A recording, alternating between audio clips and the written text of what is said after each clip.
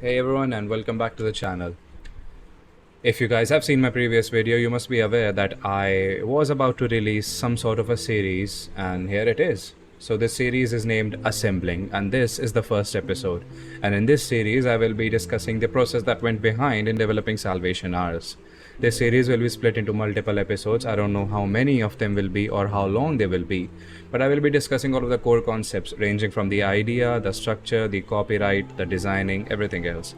So stay tuned, and if you do like this series, make sure to hit like and subscribe and check out Salvation Hours on Steam. Link is in the description. Now, without further ado, let's just go back to the topic of this episode, the idea.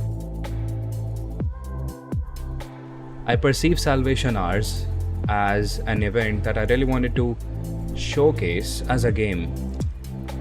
This event already exists as a movie and as a book.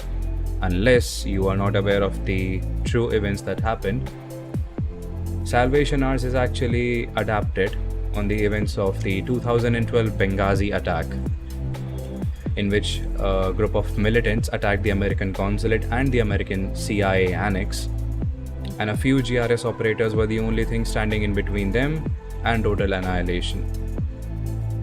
A few people died, the ambassador himself died, and a lot happened. So if you want, you can just Google it, you can search about it, you can read about it, or you can simply just watch the movie.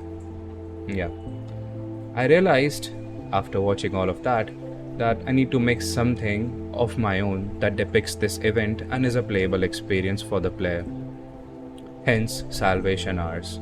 That's how I came to this conclusion that I should be making a game that exactly describes this event in the best possible way, while also making a, mildly enjoyable experience.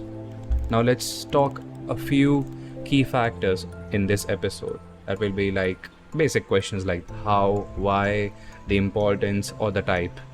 So let's go to how. How I decided to make Salvation Hours. Like I said, I realized that this story is something that needs to be told and hasn't been told in the interactive media, which is video games, by the way.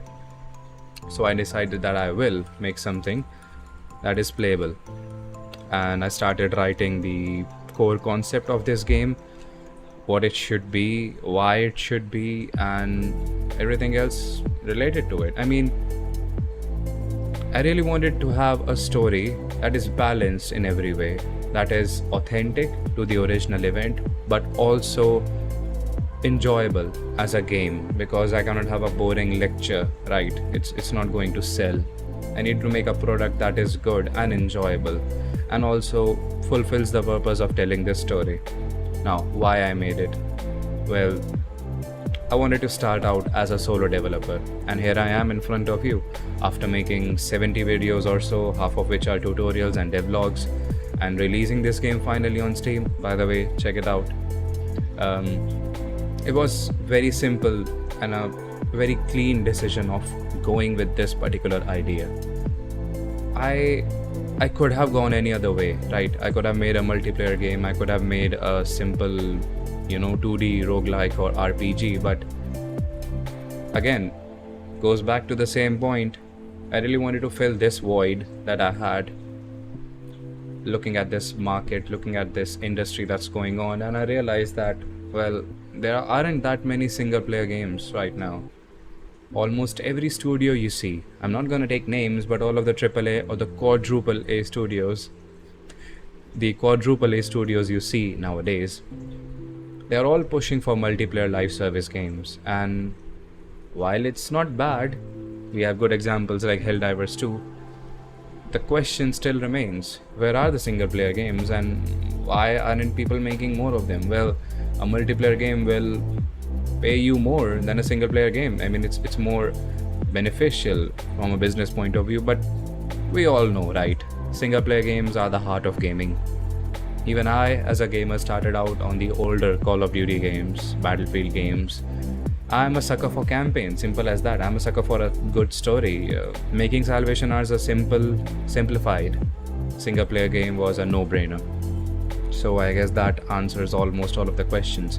And lastly, answering this type, well, again, given how it is, and if you have seen the movie, it's full of action-packed sequences. So it was a no-brainer to go with a first-person shooter because number one, that's the genre that I love the most and I play the most. I mean, I have 1,000 hours in Rainbow Six Siege, so you know that tells you something. Salvation Hours being a first-person shooter was the obvious choice that I had, and here it is. So yeah, that's it. That's the first episode of this series. More episodes to come, don't worry.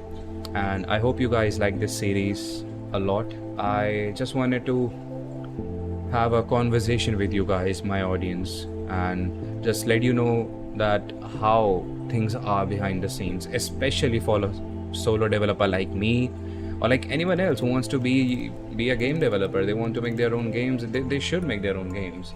I mean, the industry is stale as it is, and more developers, more indie developers are just going to improve the scene, and I'm all up for it. So yeah, this was the first episode of Assembling, and I hope you guys like it. If you did, like and subscribe, share it with your friends, share it with your developer friends, and check out Salvation Hours on Steam. Link is in the description. Until then, see you in the next episode rather. Take care and goodbye.